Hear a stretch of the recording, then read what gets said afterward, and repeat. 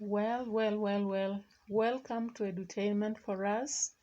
It has taken a while before I took another video, and I'm moving from the rest of the books I was discussing to the Samaritan. Yeah, so before I had already talked about Act 1, Scene 1 of the Samaritan. I hope you remember what we discussed. Now, today I'll be talking about the rift. The rift, that is Act 1, Scene 2 of the Samaritan. And if you talk about the setting, this scene takes place in the mayor's room, that is the municipal headquarters of the mayor's boardroom. Now, it happens that the room has a lot of affluence. If you look around, you realize that the kind of chairs and everything that is there is quite costly. Now, we have an urgent meeting. Why the urgent meeting? The mayor has just called or summoned the rest of the leaders of the municipal so that they discuss over the matter of the Samaritan and how it's going to affect them. Now, we have members of the municipal such as Mr. Harvester. You know him. He is the municipal chief executive officer. We have Jaden, and everybody should know that Jaden is the justice, the judge, the principal judge justice in Maracas. Then we have municipal inspector general of the police, Inspector Bembe. We also have Honorable Ted, who is the secretary in the Department of Health and Environment. We have Honorable Seymour, who is the secretary in the Department of Planning and Development. Then we have the Deputy Mayor, Honorable Ramdaye. Now, it is an emergency meeting because, as I've said earlier, Mayor Mossi has been attending the closing ceremony at Sagrada, and they have realized that the app is going to affect them. Now, Mossi appreciates everybody for having come for the meeting, and after that, he informs them that there is a problem that is going to affect everyone. Now, he asks Harvester to buy all newspapers in the municipal so that nobody gets the news of what the scandal that is boiling is coming up. Now, Ted and Jaden see this as a usual problem. You know, they brush it over and say, everybody as a leader, you'll face this, and therefore we shouldn't bother so much. After all, we can blackmail the ones who are doing it or just buy some boxes of chocolate for the ones who are responsible. Mossi says, no, remember the Samaritan is the source of information, and therefore when everyone presents their concerns there, they are published, and that's why we are going to have a problem. So they have to figure out on the solution. Harvester explains to the members of the Samaritan that the application is allowing everybody to post whatever they think about the leaders. Seymour proposes that maybe what they can do is to acquire some cash and then talk to those who are actively posting information so that that comes to an end. Harvester says that there are so many allegations to do with the drug trafficking. We have grabbing of land. We have something to do with the inflation of cost of projects in the government. And we have other shoddy public works, among other things like gang warfare that the leaders are practicing. And therefore, Mossi is saying that we have a lot of lifestyle. The life of the leaders is also exposed there, like people say where they live and how those individuals keep changing vehicles, businesses, and even possessing property from time to time. This is quite surprising to them. So Mossi finds that whether the members of the newspapers are involved or not, it may be a concern, especially if, in fact, he reads part of the newspaper and tells them that this is happening. And so the municipal council leaders are not quite excited. Now, we see that we have suggestive titles from the Caribbean Watch, such as municipal leadership, a criminal enterprise. Insight writers also indicate that the rot in Maracas Municipal Council is exposed. And we have others from Spotlight where they say municipal leaders face imprisonment. Now we have the mayor who is very worried because he knows that this exposure might lead them into problems. And so they want to organize and talk to to Nicole, who is the teacher at Maracas, at Sagrada Secondary School. Now, according to him, the rot is common everywhere, and so they should just find a way to cool it down. Ted seems to be aware of the situation. He's more relaxed than anybody else in the meeting, and he says that online allegations cannot stand or give basis for prosecution. But we see that Mossi says that we have culprits actually like Ted and Seymour, because what they did previously, they were involved in supplying air, and during this time the company that they paid was unearthed, or rather revealed. And so he thinks that Harvester says that the allegations, if they're exposed, then they'll cost the whole municipal, because everything else will be known by the public. Now, in this meeting, we see that they are targeting the app because they think the app is the problem. It's what is causing the entire humiliation. So some people like Harvester and Jaden, they are liberal-minded, and so they say they cannot be involved in beginning these processes or propaganda that is being suggested.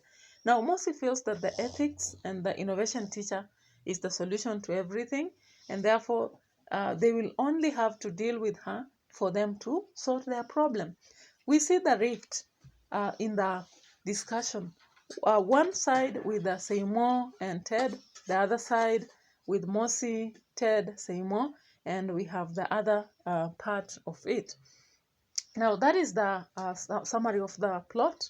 When we come to thematic concerns, obviously, you are seeing that we have the role of media, because it's through the media that Sentinel, the Insight, and we have the Caribbean Watch that are giving the spotlight on what Samaritan app is revealing, as shown on page 21. Then we have the reporters who are highlighting in situations about what is happening in the municipal council, just as suggested on page 22. Then Jaden is also saying that the Caribbean Watch has information about the app. We have poor leadership. These leaders, we can see all of them are the Maracas municipality leaders. And you can see what they do. The rot in the society. They steal money and they conduct businesses that are shoddy. Sometimes they cheat that they are buying air. How can you buy air, actually? And we see that some of them even invest for personal interest and they don't care about the municipality. We have those that are planning to pay off those who are whistleblowing so that they no longer have to be caught. You can also see that there is corruption, because if they're planning to have chocolates, what are chocolates? It's just the other way that we hear people talking about tea and tea. We also have the app that is revealing the corruption that is happening, as shown on page 23. We can also see that we have the public outcry.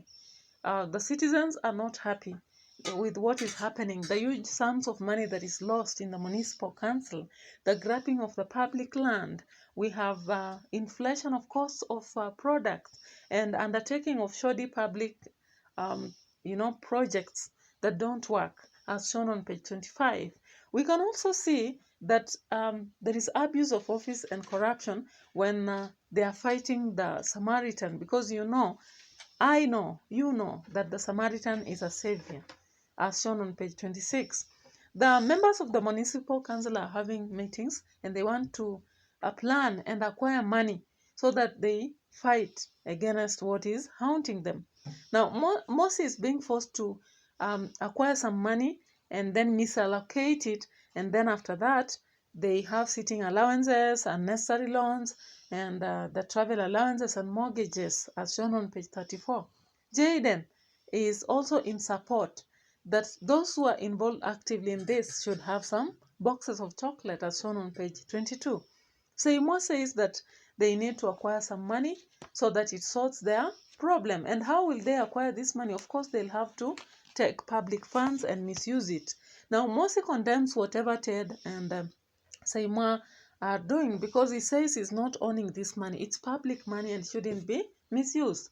There is blackmail and impunity also because we see Seymour telling Mossi that he should budget using a supplementary budget, and that budget will not be used in public projects, but it will be misused because they just want to cover up whatever they committed previously, as shown on from page 33 up to 34. If you read, you realize that they are trying to cover up whatever they have stolen previously.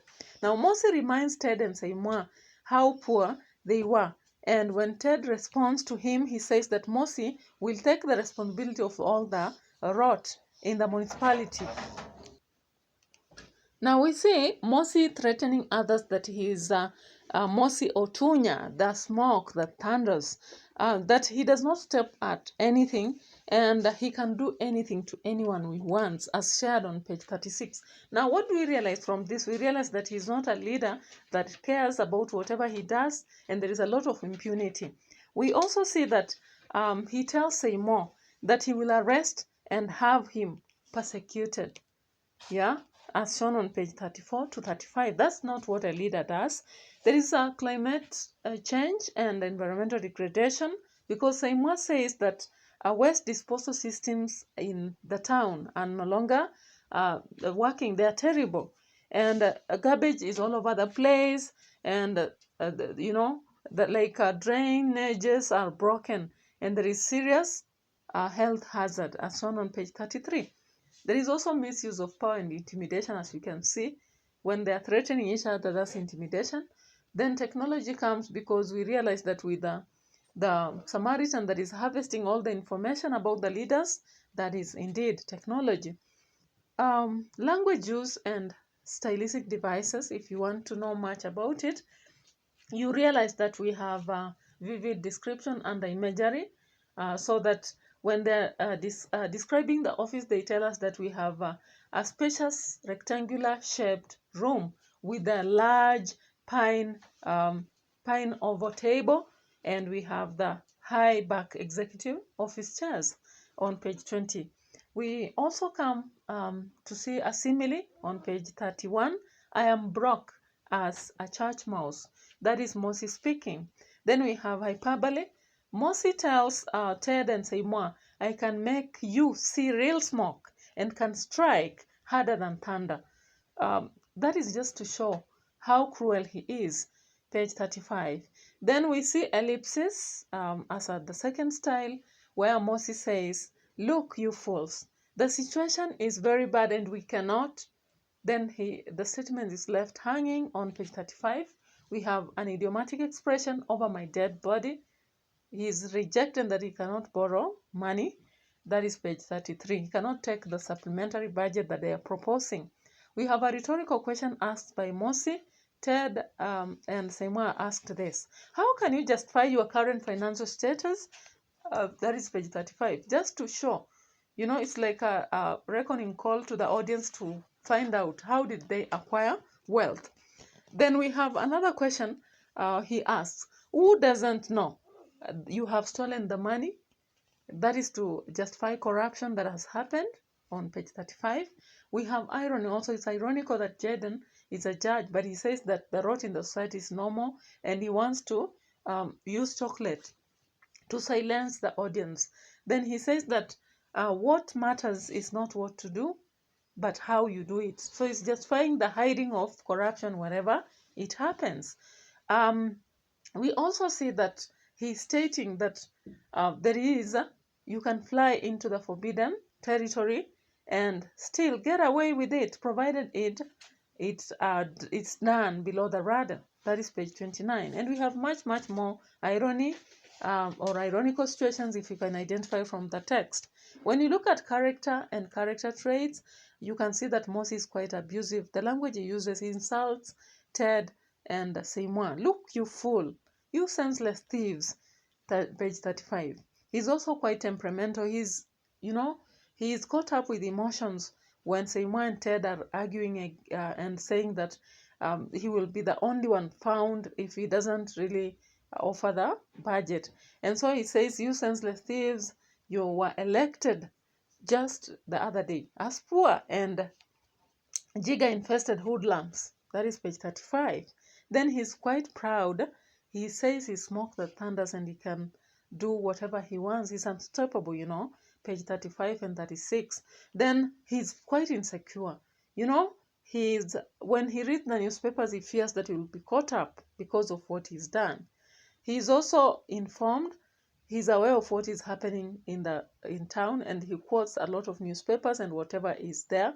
He also understands what is happening on the Samaritan app. Now, he's a character who builds themes in this book, themes such as blackmail, impunity, corruption, and he also portrays other characters such as Ted and whoever they are. And he builds the plot as well as styles such as irony, satire. Now, we also see Harvester. Harvester is quite a loyal character. He's following what he buys the newspapers just like he was told. "I did as instructed, sir." That is what we meet him saying on page 21. He's quite knowledgeable also. He knows what the Samaritan app does and how it operates and how it's exposing corruption and vices in the society as shown on page 23. Now, we also see that he's open-minded because he's ready to reason with these people and see what they'll have to do. And he thinks maybe they have an alternative of the court and all that. Page 31 and 32 can reveal to you that. And so we see, just like Mossi builds the character traits of other characters, he also develops Mossi, and he builds styles such as irony because he's a leader. He's also building themes of violence. Then Jaden is shown as an enlightened character because he knows what is happening in the newspapers and also how corruption is hidden. He's corrupt because he says that they have to buy boxes of chocolates for the people who are giving a lot of information to the Samaritan app. At one point, when responding to Seymour, he says that what matters is not what you do, but how you do it. That is page 29, which means you can do something and just get away with it. That is what he says on page 29. Then he believes in corruption, and that is why he thinks that the information from the app is not surprising. Now, we find that this character builds irony because as a judge, we don't expect him to do that. Then he's also building irony and juxtaposition as stylistic devices. Then he builds other characters such as Mossi. Ramdaye is another character who is materialistic in this act, and he says he cannot raise money when Seymour proposes that they raise it, as shown on page 31. He's also unpredictable and unreliable because he says he has no money since he has loans to service. Then later he states that they take loans or sell their property to raise money. That is page 32. Then Seymour is very corrupt, just like the rest. He believes that the only way to pull down whatever is happening, the information in the app, is to influence the pursuers. He's optimistic. He hopes that they'll manage to fight the Samaritan app. He's also quite scheming because he believes that the app that is alleged to risk, that they can spy, they can say that it's spying and using confidential information for people so that they close it down. Now, we also see that at the end of the day, all these characters, what vices do we learn from them and what virtues do we learn? We learn vices such as corruption from them because if you are discussing in terms of paper 3, you'll have to find out what vices are and the consequences. The vices such as corruption lead us into a lot of confusion and worry. We see that they are in a lot of anxiety and desperation, fighting to see how they'll cover up their previous mistakes of conducting projects that cannot work, stealing for the public, conducting business that have had a lot of rot, and failing to take care of the citizens. The poor governance also is a vice that we learn here. And we see the consequences of that. The poor leadership by Mossi, Seymour, Ted, and even Jaden makes them confused individuals. Instead of now taking care of how they'll have to build more wealth for the society and even for themselves, they are worried, and they have even to strain to an extent of thinking of how to create a supplementary budget, how to hide or cover up for their mistakes, and even contribute money towards having this problem. Individualism and selfishness can also be seen here as a vice, and the same consequences we have discussed earlier are what happens. Now, what about the virtues? Do we have any here? I doubt if we have any virtue in this part of the text. Therefore, as I'll be discussing the Samaritan, I'm considering the first candidates for this text because they are going to take it as paper 3. But I took the approach of characters, themes, and whatever because it makes a student understand it easier. And then later on, if we come to the vices and virtues, it becomes easier for them to use the themes, the character traits to build on this. And also the styles help us to understand how have these characters been built or how have these vices been brought out. I wish that you continue contributing towards this channel, and you can propose what ways we have to discuss these books. I'm happy that a lot of people are interested in our books, and we have the guidebooks to this. We are also having the CDs that hold content about the books, so feel free to call the number 0729464528 if you want to make orders, and wherever you are in the country, we shall deliver to you. The same time, make comments on this because in teaching, we need to build each other. Students, you are free to ask questions. We have a lot of essay questions. Some of them we've not just produced a book, but we are yet to. So you are free to ask because that is part of the customer services we can offer here. Bye-bye for now. Next time we'll be discussing the next part of the text. Be ready to click on the notification bell. Thank you.